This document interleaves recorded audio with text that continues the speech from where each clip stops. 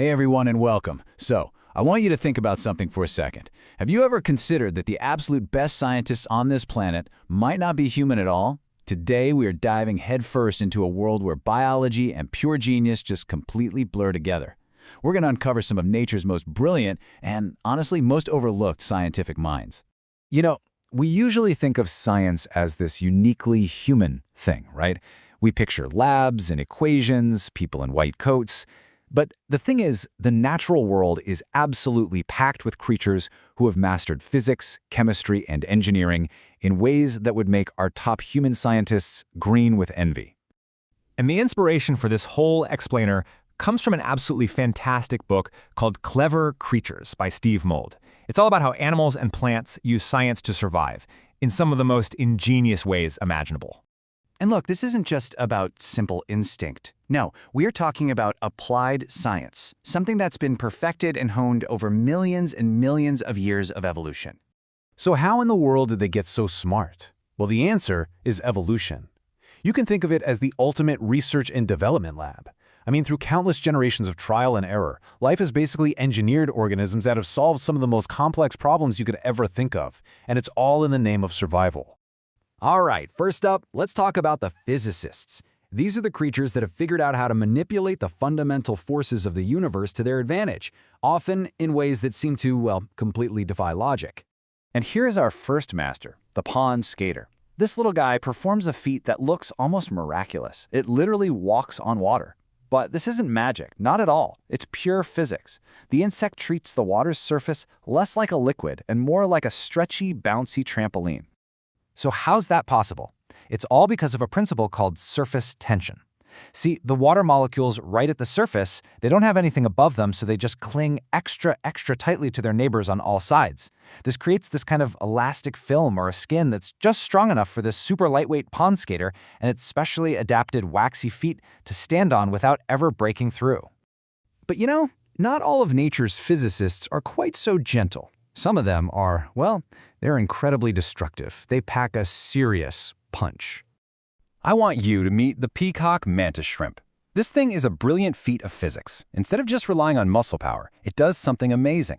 It pulls back its club-like arm, locking it in place, and bending a part of its own shell, just like a bow, to store a massive amount of elastic energy.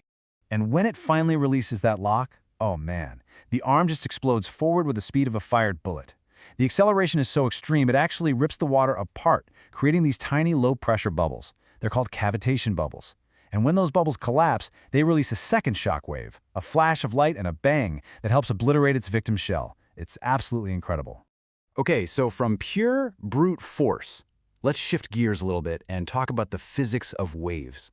Specifically, how some creatures have become absolute masters of light and sound to communicate and just see the world around them.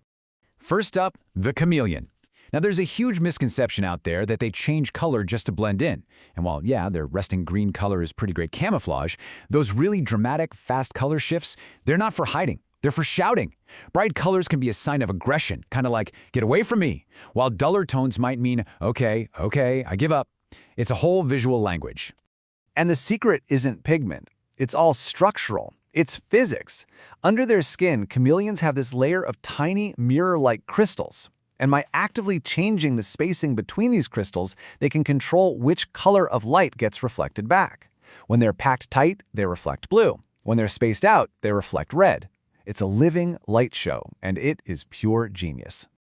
Okay, so from the masters of light, let's turn to the masters of sound.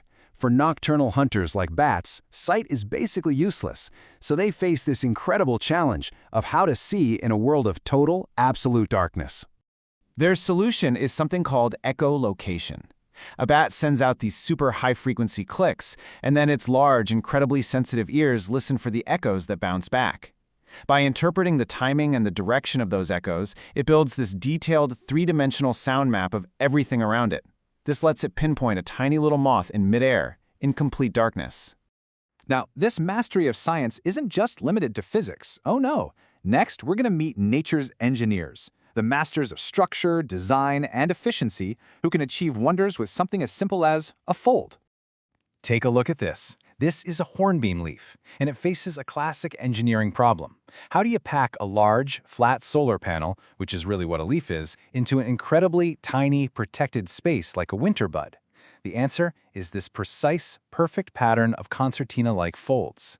And this elegant solution to a really complex packaging problem? You guessed it, we humans noticed. This is a perfect example of something called biomimicry. The hornbeam leaf's folding pattern is remarkably similar to something called the Mura fold. It's an origami technique that engineers use to deploy large solar arrays on satellites. That's right, we literally look to the trees to figure out how to go to space. How cool is that? And for our final section, we are entering the lab of nature's chemists. In this world, survival depends on creating the absolute perfect chemical concoction, whether it's for defense, attraction, or just pure deception. I want you to consider the sheer desperation and, honestly, the brilliance of the corpse flower. It only blooms for a few days every few years. That's a tiny window to get pollinated. And its pollinators aren't bees looking for sweet nectar. Nope, they're carrion beetles, looking for a dead animal to lay their eggs in. So the flower's solution is this masterful chemical trick. It produces a cocktail of chemicals that perfectly mimics the smell of rotting flesh. It even heats itself up to body temperature to help that smell spread far and wide. And the beetles? They are completely fooled. They fly in, crawl around looking for a place to lay their eggs, and in the process, they inadvertently pollinate the flower. It is a disgusting, but you have to admit, an undeniably brilliant strategy for survival.